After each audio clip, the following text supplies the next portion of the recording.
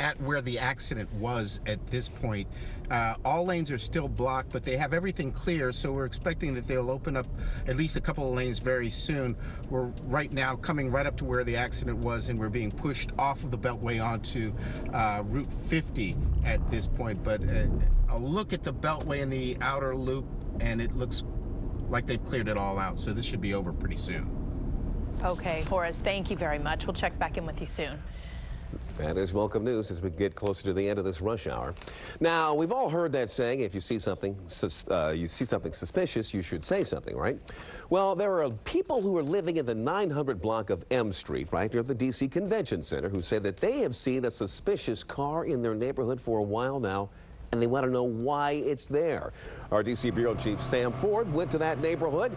He went to go find out exactly what's going on. Okay, Sam, what's the story? What did you learn?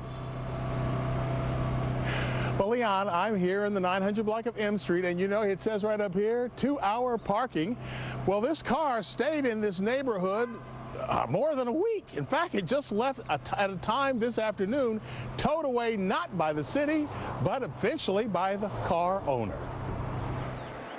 For more than a week, this spray-painted car with Indiana temp tags sat in front of 910 M Street Northwest, irking the neighbors. Is he just going to become a permanent resident on M Street next to the convention center? She's talking about 29-year-old Kyle Pettigo, who'd lived in the car except for the time he spent in D.C. jail. As for why he's in D.C. So make sure that the president's safe, make sure that ISIL's not, the White House and D.C.'s not under attack. I protect those that serve. Were you a military person? No, I'm undercover. Now I'm even more uncomfortable. She took pictures of Pettigo and his car, D.C. police checking him out, no arrest.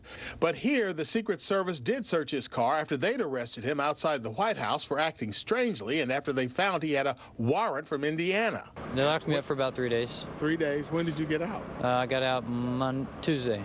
I got locked up about 4 or 5 days, actually. It was stressful. He showed us some of the D.C. tickets he's received. His car needed an alternator and ignition, about $250 worth of work, he said. Mid-afternoon, Lisa Amore, the neighbor, photographed a private tow truck pulling Pettigo's car away.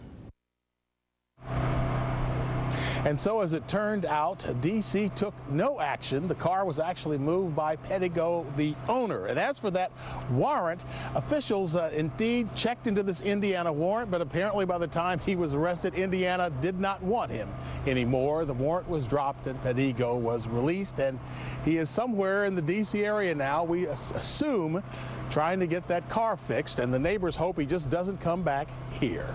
Reporting live from Northwest Washington, I'm Sam Ford, ABC 7 News. Interesting one. Okay, Sam, thank you. Well, new developments now in the shooting of a deputy constable.